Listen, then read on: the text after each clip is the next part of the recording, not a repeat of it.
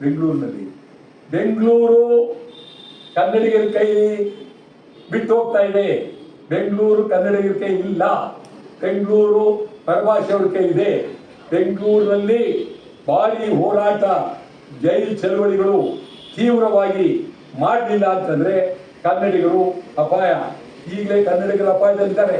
ಕನ್ನಡಿಗರು ಎಚ್ಚರ ವಹಿಸಲಿಲ್ಲ, ಬಹಳ ಅಪಾಯ. ಮತ್ತು ಯಾವ ಒಂದು ಮಾಧ್ಯಮದವರೇ ಕನ್ನಡ ಚಳುವಳಿಗೆ ಬೆಂಬಲವನ್ನು ಕೊಡ್ತಾ ಇಲ್ಲ.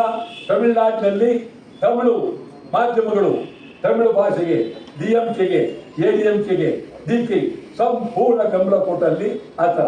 ನಮ್ಮಲ್ಲಿ ಬಹಳ ಅತ್ಯಂತ ನೋವಿನ ಬಹಳ ಇಲ್ಲಿ ಬೆಂಗಳೂರು ಮಾರ್ವಾಡಿಗಳು, ಬಿಹಾರಿಗಳು ತುಂಬಿದ್ದಾರೆ. ಈಗ ಅವ್ರನ್ನ ನೀವು ಯಾರು ಓಡಿಸೋಕ್ಕಾಗಲ್ಲ. ಆ ಪರಿಸ್ಥಿತಿಯಲ್ಲಿ ಕನ್ನಡಿಗರ ಪರಿಸ್ಥಿತಿ ಹೀನಾಯವಾಗಿದೆ.